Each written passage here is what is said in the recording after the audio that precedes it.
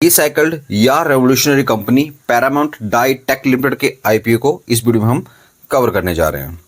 सबसे पहले हम देखेंगे इसका बिजनेस मॉडल, इसके fundamental, grey market premium, valuation और लास्ट में लेंगे फाइनल डिसीजन।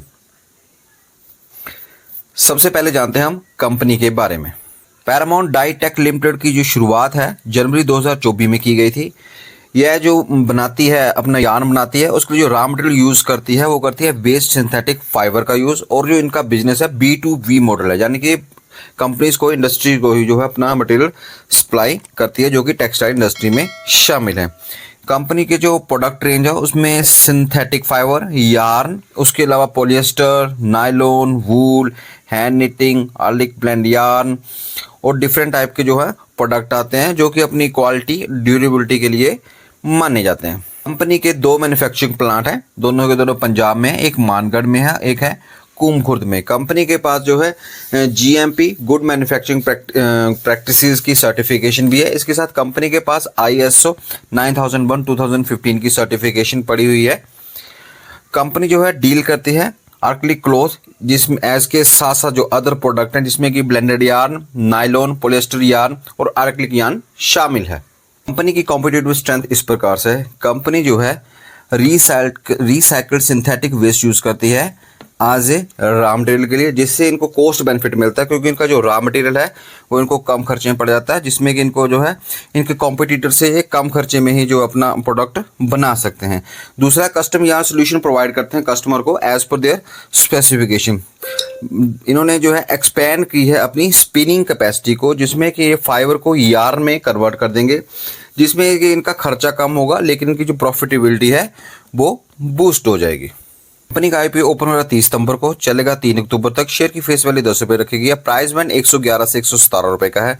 लोड साइज में जो है 1200 शेयर का रखा गया है। कुल जो इशू है 28.43 करोड़ का है और टोटल ये फ्रेश इशू रखा गया है। टेंटेटिव शेड्यूल में अगर देखें तो इनिशिएशन ऑफ रिफंड और डीमेट अकाउंट में जो शेयर क्रेडिट हो जाएंगे वो 7 अक्टूबर को। लिस्टिंग होगी शेयर की 8 अक्टूबर को। अगर आप इस आईपीओ में अप्लाई करना चाहते हैं तो 3 अक्टूबर को शाम के 5 बजे का इस आईपीओ में अप्लाई कर सकते हैं। अभी हम लोट साइज की बात करेंगे। रिटेल कैटेगरी में अगर आप अप्लाई करना चाहते हैं तो आप 1 लोट के लिए अप्लाई करना सकते हैं, जिसमें कि आपको 1200 शेयर मिलेंगे और आपको इन्वेस्ट करने पड़ेंगे 1,40,400 रुपये। अगर आप HNI कैटेगरी में अप्लाई करना चाहते हैं तो मिनिमम 2 लोट्स के लिए अप्लाई करना पड़ेगा, जिसमें आपको 2,400 शेयर मिलेंगे और आपको निवेश करने पड़ेंगे 2,80,800 रुपये। कंपनी का फाइनेंशियल डाटा इस प्रकार से। कंपनी की जो एसेट्स हैं 941 लाख से बढ़ के 1,829 लाख हो चुकी हैं, तो ये भी लगभग इसकी डबल हो गई हैं। कंपनी का रेवेन्यू भी डबल से ज़्यादा हो चुका है। ये देखिए 1,690 लाख से बढ़ के 4,600 लाख हो चुका है। टैक्स जो है इसका ये तो लगभग हमारा 20 गुना बढ़ चुका है, 15 लाख से बढ़ के ये 3 करोड़ 16 लाख हो चुका है। और नेटवर्थ भी जो है इसकी लगभग डबल हो चुकी है।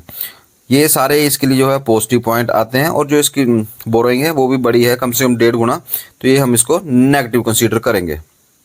अभी हम देखेंगे ये कंपनी कौन सी वैल्यूएशन पे अपना आईपीओ लेके आ रही है। आईपीओ आने से पहले इसका अर्निंग पर शेयर 7.85 रुपये, आईपीओ आने के बाद 5 रुपये 10 पैसे रह जाएगा।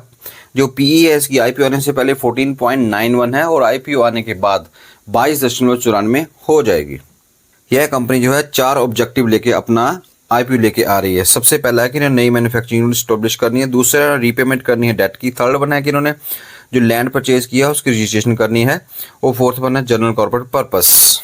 इन्वेस्टमेंट का फाइनल डिसीजन हमारा ये रहने वाला है। देखिए जो कंपनी जो है रिसाइकल वेस्ट सिंथेटिक फाइबर को कन्वर्ट करती है यार्न में, जो कि काफ़ी इनोवेटिव प्रोडक्ट आइडिया है, जिससे इनकी जो है अफोर्डेबल प्राइस पे ये प्रोडक्ट बना सकते हैं। दूसरा है कि इसके रेवेन्यू में और प्रॉफिट में दोनों ही जो है इसमें ग्रोथ शो हो रही है। और अभी जो 3 महीने का फाइनेंशियल डाटा है उसके ऊपर जब हम प्रोजेक्शन करें तो जो फेयरली प्राइस आ रहा है। ये सस्ते इशू जो है सस्ता नहीं आ रहा है कि इसकी पीई कम नहीं है, लेकिन जो है इन फ्यूचर में जो है इसकी काफ़ी ज़्यादा डिमांड बढ़ रही है, तो लॉन्ग टर्म के लिए जो है हम इसको जो है इन्वेस्ट कर सकते हैं। परंतु अभी बात करते हैं हम लिस्टिंग गेन के लिए। लिस्टिंग गेन के लिए इसका GMP बिल्कुल नहीं अभी ओपन हुआ है, GMP इसका 0 चला हुआ है। तो लिस्टिंग गेन इसकी डिपेंड करेगी फर्स्ट और सेकंड डे की सब्सक्रिप्शन और उसके बाद इसका GMP कितना चला। अगर इसका GMP नहीं खुलता है और सब्सक्रिप्शन में वेरी पुअर होती है तो लिस्टिंग गेन के हिसाब से इस शेयर को अप्लाई नहीं करना चाहिए।